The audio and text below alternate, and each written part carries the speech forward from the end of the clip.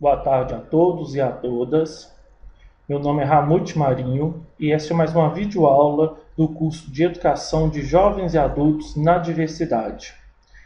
O tema desse nosso encontro virtual será Políticas Públicas de Educação de Jovens e Adultos.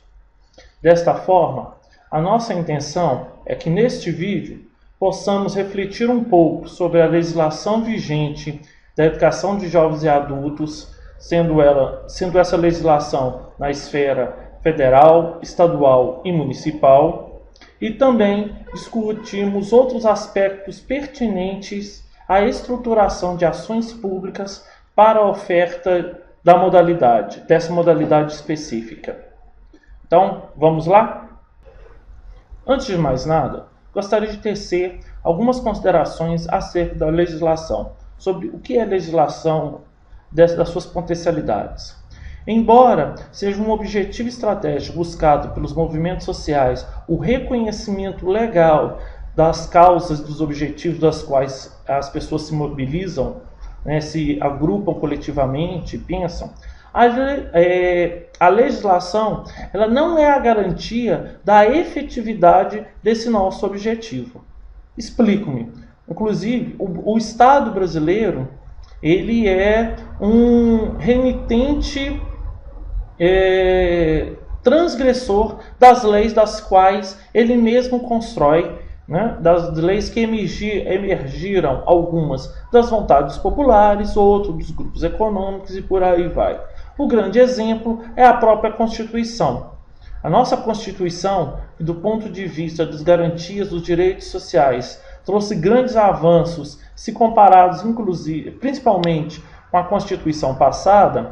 Até hoje, ela tem diversos pontos dos quais não foram atendidos, não foram observados, e outros direitos as quais ainda não foram completamente garantidos. Como exemplo, e para quem está no campo da educação, nos é muito caro, a própria Constituição de 1989 garantiu a efetivação de um plebiscito popular sobre a questão da dívida externa brasileira. Qual é o tamanho da nossa dívida? O que nós devemos pagar? O que nós não deveríamos pagar? Coisa que está sendo protelada até o momento, certo? Grande parte dos recursos públicos hoje do Estado brasileiro, eles são destinados ao pagamento dos juros desta dívida que nos moldes atuais é impagável. Vale destacar que essa não é uma experiência pioneira no mundo. Outros países já fizeram auditorias públicas da sua dívida externa e já a reduziram drasticamente. Um exemplo mais próximo, o Equador, se não me engano, em 2007, 2008, fez esse plebiscito, essa revisão das contas e diminuiu em 70% a sua dívida externa. Mas, voltando ao caso brasileiro, nós temos muitos pontos, muitos direitos que não são garantidos, como, por exemplo, um direito à educação com qualidade social, um direito à educação para todos. A Constituição de 1989 garante no seu artigo 205 a 208 que a escolarização básica é um direito de todos, independente do gênero, da idade, da raça. Isso significa que nós deveríamos ter um alto índice de escolarização da população brasileira, principalmente adulta, coisa que nós vemos justamente o contrário. Somente um terço da população, quase um terço da população adulta brasileira hoje tem um ensino fundamental completo. Isso é uma dívida histórica do Estado brasileiro com a sociedade brasileira e a qual ainda nós estamos muito longe de conseguir minorar essa situação. Nesse bojo, a EJA é uma das ações para a reparação dessa dívida social, dessa dívida com a sociedade brasileira. Mas voltando ainda às questões da legislação, nós tivemos nos últimos anos alguns ganhos significativos no campo do direito, o reconhecimento da EJA enquanto direito de todos. Como eu disse há pouco, o primeiro reconhecimento formal está na própria Constituição brasileira.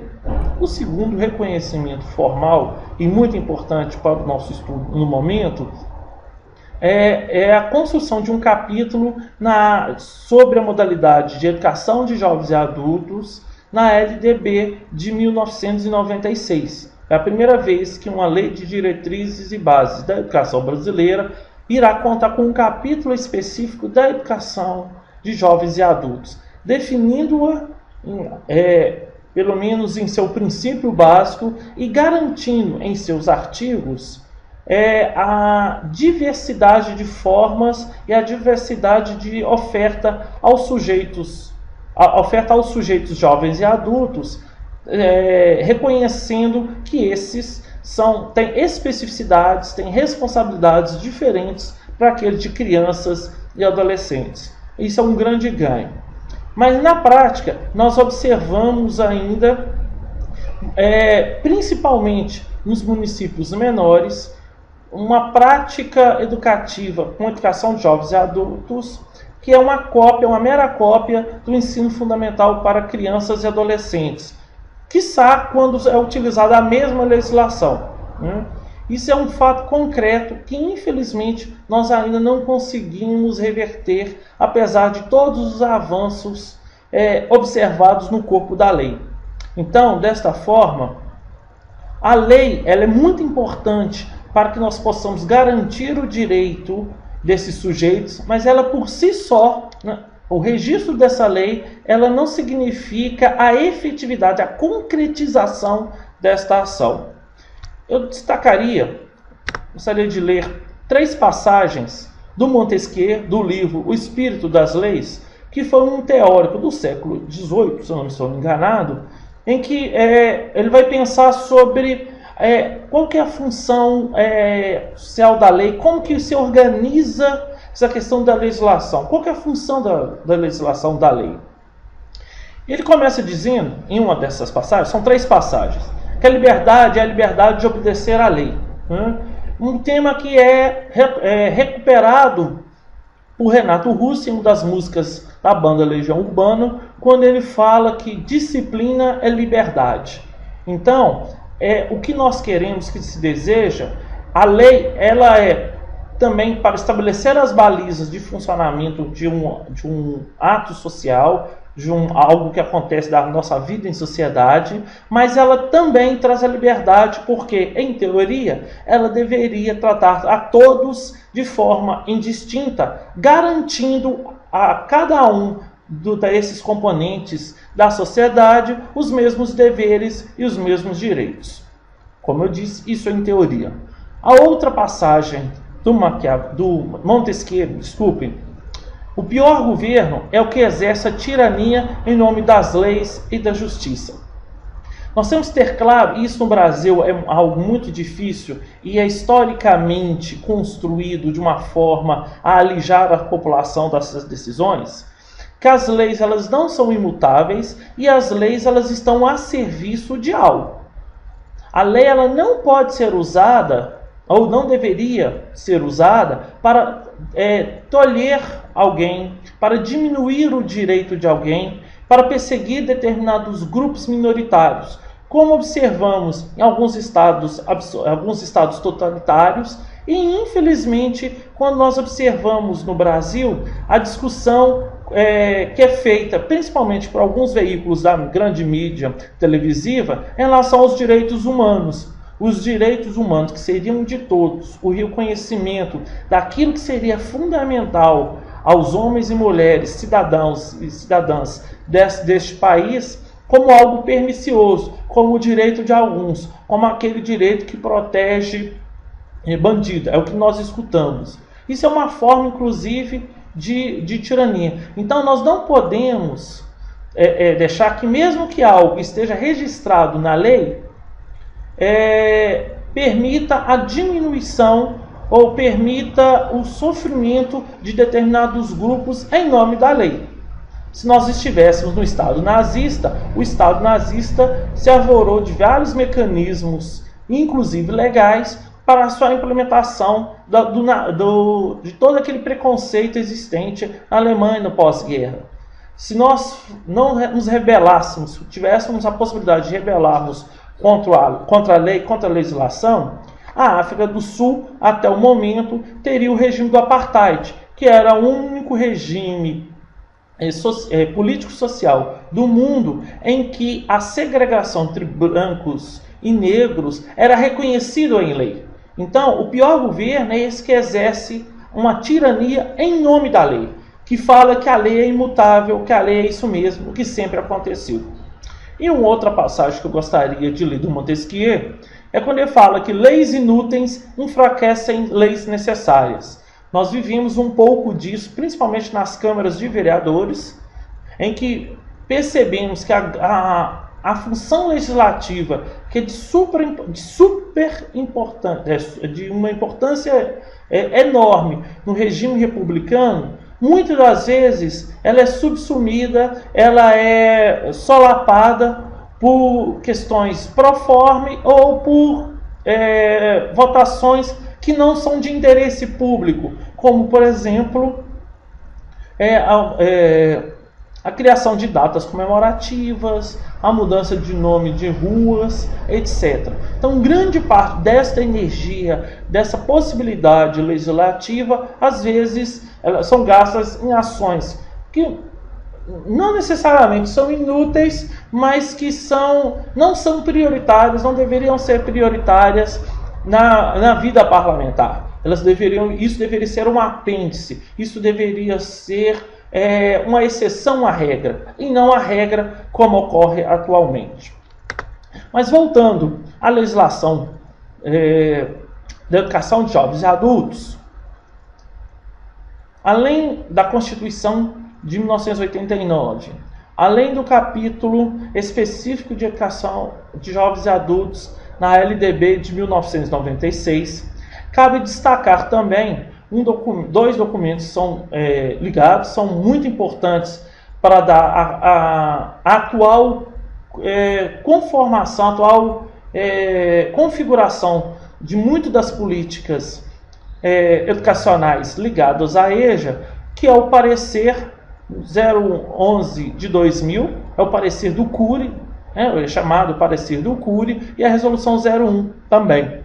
Este parecer, que é o maior parecer da história dos conselhos brasileiros, traz todo um histórico, toda uma reflexão sobre a educação de jovens e adultos e a sua, como posso dizer, e a sua configuração atual, né? O relator, o professor Carlos Roberto Jamil Cury, ele tenta articular, a partir da história da educação de jovens e adultos, que é um legado da educação popular e de outros movimentos, o seu caráter flexível, o seu caráter reparador de direitos e seu caráter de potencializador de mudanças importantes, de potencializador de mudanças sociais significativas. Tá? Então, quem não conhece, esse parecer é de suma importância para que a gente possa pensar em uma educação de jovens e adultos mais próxima do que nós gostaríamos, ou seja, de uma educação popular, de uma educação comprometida com os objetivos das camadas populares, com as camadas chamadas subalternas. Gostaria de destacar, de relembrar, que o parecer 11/2000 do Conselho Nacional de Educação e a sua resolução, também resolução 01 de 2000, também desse mesmo conselho, ela garante aos sistemas educativos dos entes federados a autonomia para a organização da sua legislação, das suas bases de funcionamento, desde que não firam a legislação nacional, no caso a LDB e a Constituição. Então, nós observamos que a partir desse entendimento, nós temos no país uma série de organizações possíveis para a oferta de educação de jovens e adultos, sendo elas na possibilidade não presencial, semipresencial, presencial, com flexibilidade de tempos, com flexibilidade de espaços, com flexibilidades curriculares, etc. Então, é importante para que você, estudante, você, professor da educação de jovens e adultos, entenda que muito do funcionamento, eu diria quase a sua totalidade, do funcionamento da educação de jovens e adultos no qual você atua, ela é uma determinação, ela é uma estruturação que foi realizada ou no Conselho Estadual de Educação ou no Conselho Municipal de Educação. Inclusive, algumas experiências pioneiras, algumas experiências tidas como vanguarda, como o município de Belo Horizonte, o município de Porto Alegre, o de Goiânia, entre outros, fazer um pouco, puxar a sardinha para um lado de Contagem durante um tempo, são, do ponto de vista do que propõem, são muito importantes, são salutares para a estruturação de uma EJA que garanta direito desses sujeitos, entendendo que a oferta educacional, ela não determina, ela não deve prender, engessar as possibilidades da demanda. Como assim? O poder público, ele tem que reconhecer a diversidade desses sujeitos, a complexidade do mundo adulto e de pessoas que estão inseridas, umas mais qualificadamente, de forma mais qualificada do que outras, no mundo do trabalho, e a oferta tem que ser de forma diversificada, entendendo que um modelo único de política de EJA vai excluir uma grande parte dos sujeitos.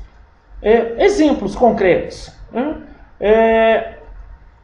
Pensar em EJAs em horários flexíveis, em espaços flexíveis, que tenham uma formação orientada para as demandas daquela localidade. Então, uma coisa é pensar uma educação de jovens adultos para a população ribeirinha. Outra coisa é pensar a educação de jovens adultos para os trabalhadores do setor sucroalcooleiro, os plantadores de cana, os cortadores, que têm tempos divergentes, tem momentos no ano em que eles podem estudar, momentos que isso é impossível, e a própria motriz dessa educação, dessa experiência escolar, nós estamos falando de educação de jovens adultos, no caso brasileiro, está muito atrelado à experiência escolar, ao processo de escolarização, tem que ser diferente. Não dá para falar, é o mesmo modelo.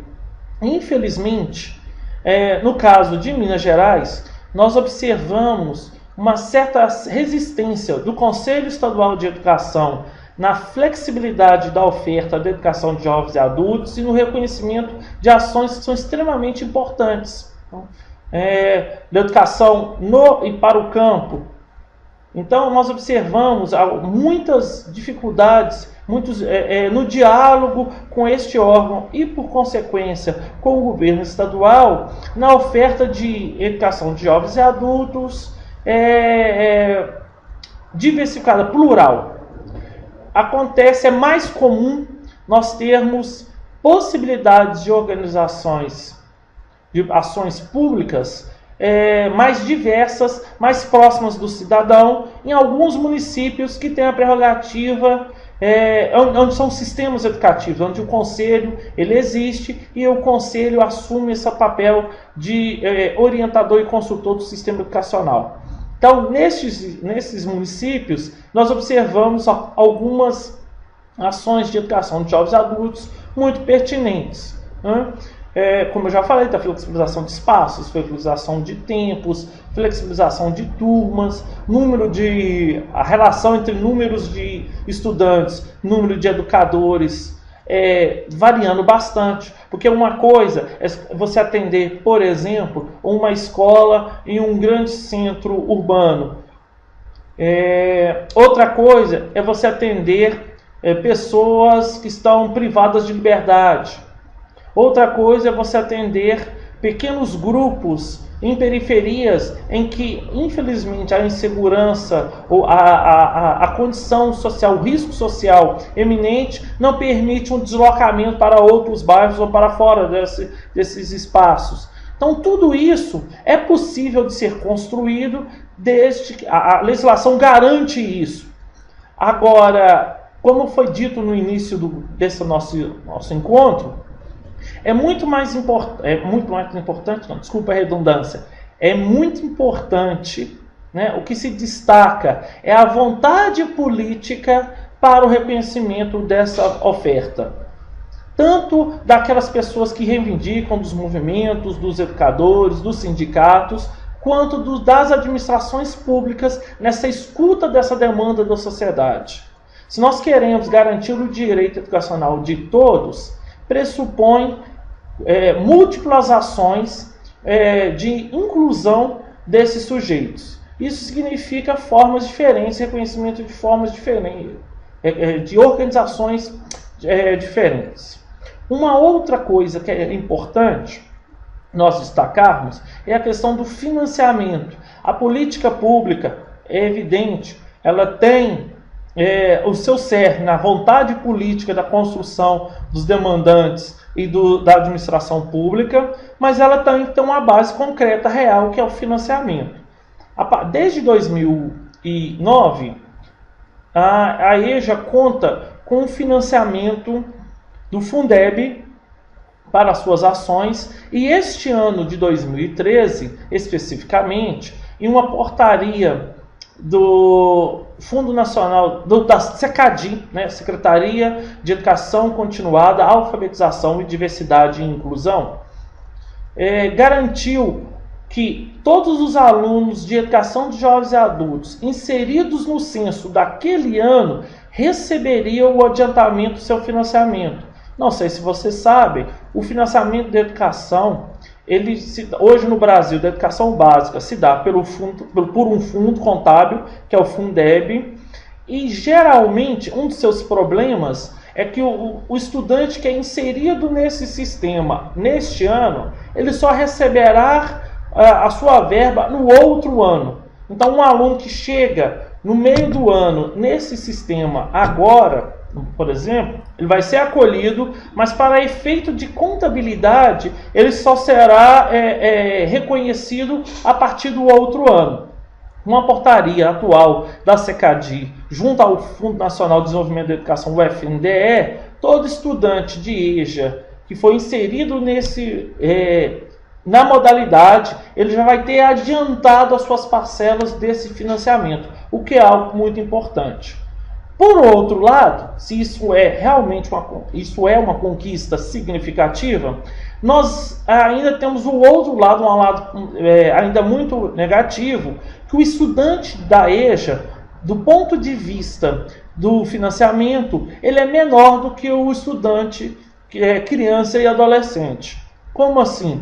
O estudante da EJA, dos centros urbanos, ele recebe 80% do financiamento do estudante do ensino fundamental para criança e adolescente do mesmo centro urbano.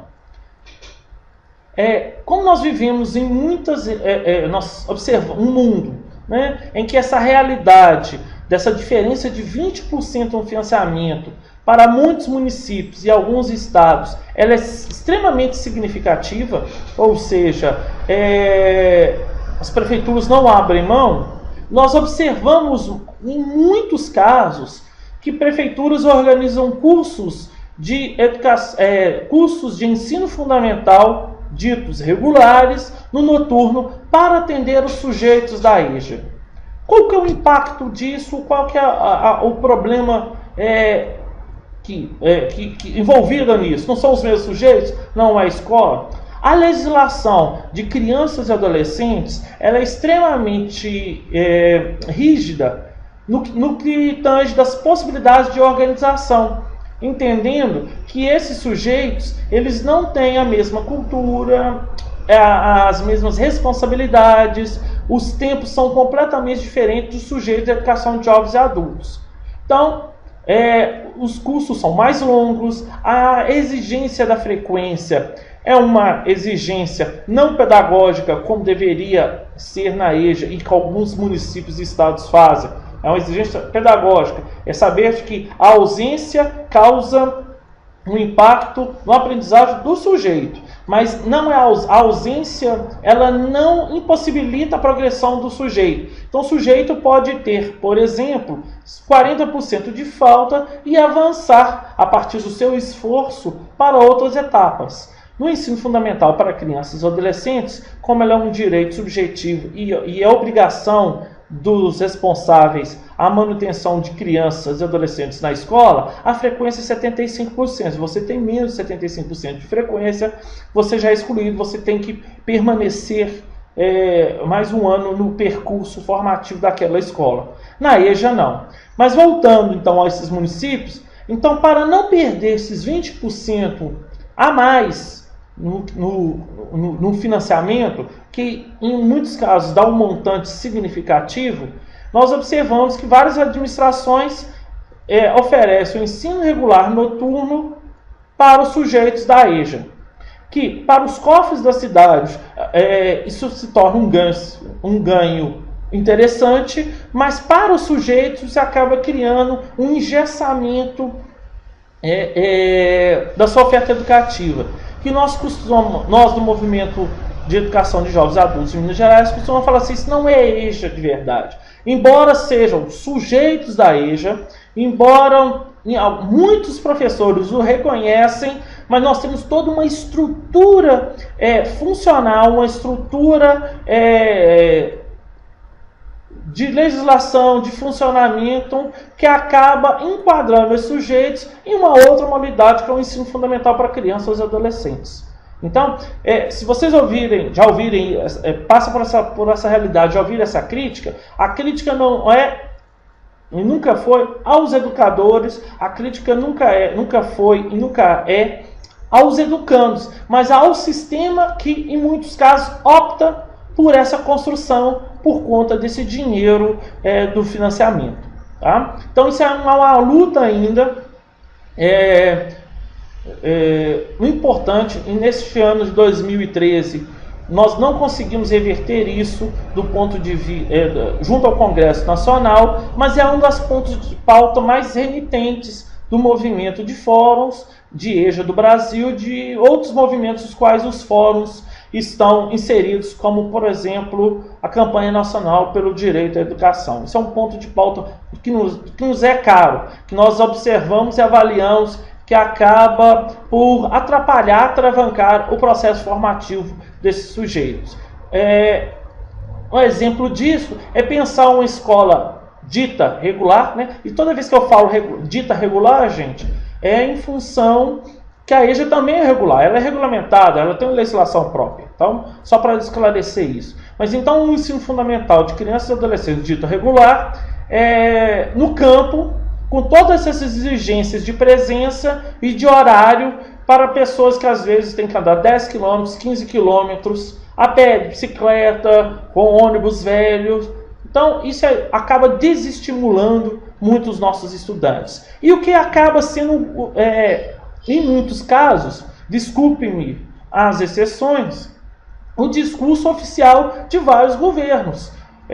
Já ouvi de várias vezes, de diversos governos, tem EJA, nós não temos aluno. Mas quando nós avaliamos o que se fala de EJA, é uma escola no regime regular, né, voltado para criança e adolescente, que só que funciona geralmente no noturno e que não tem nenhum tipo de aparato ou incentivo que faça com que os estudantes cheguem nessa escola. É afastado para a grande maioria dos estudantes. Os processos em grandes centros de nuclearização, né, da EJA. Tem uma escola e as pessoas da região têm que se deslocar para aquele lugar. Isso cria, por exemplo, um impacto financeiro para o estudante muito forte. Se ele tiver que pegar um ônibus, embora uma condução que seja um para ir, um para voltar, isso faz uma diferença muito grande o salário ordenado desse sujeito.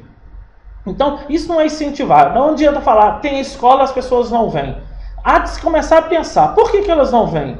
Será que é possível pensarmos da escola ir até o estudante? Alguns modelos funcionam dessa forma e têm alcançado um sucesso muito bacana, né? Entendendo sucesso com a permanência do sujeito e a continuidade desse sujeito em níveis e etapas da educação. Você está no ensino fundamental, ele vai para o ensino médio e por aí vai. É uma das saídas, é uma das possibilidades. Então, para que a gente possa finalizar essa nossa conversa, né? Embora quase um monólogo, uma apresentação, porque a nossa interação ainda não não se concretiza de fato, mas eu ainda acho que é uma conversa, porque vocês vão refletir sobre o que foi dito, vão concordar, discordar e conversar um com os outros, conversar com os colegas sobre o que foi isso. Mas, para a gente ir finalizando essa nossa conversa, é importante entender que existe uma legislação de EJA, que é bacana.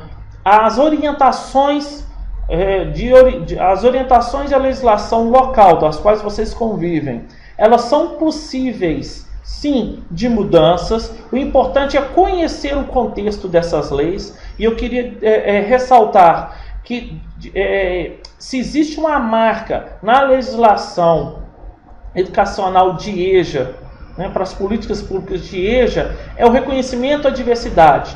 Na LDB tem, na Constituição tem, falando da adequadas condições dos sujeitos, né?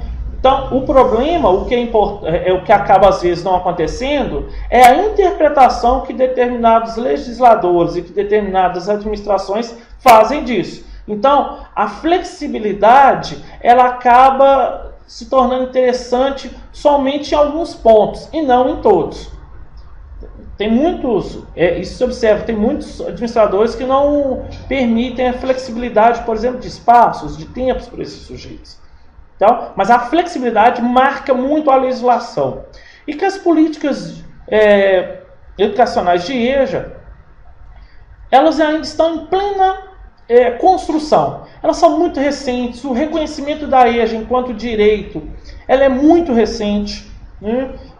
O financiamento para a EJA enquanto uma ação pública, ela tem 4, 5 anos no máximo. Então, nós ainda estamos aprendendo a nos organizar para a oferta de EJA.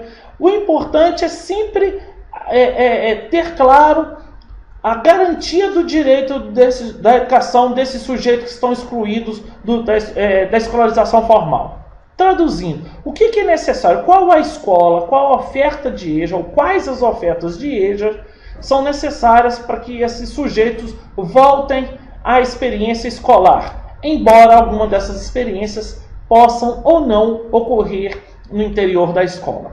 Foi um grande prazer, espero ter contribuído com a reflexão, não ter trazido certezas, embora algumas das minhas certezas, né, enquanto militante, eu as apresentei, mas principalmente trazer as possibilidades, os questionamentos sobre a legislação atual. Um grande abraço e até a próxima aula.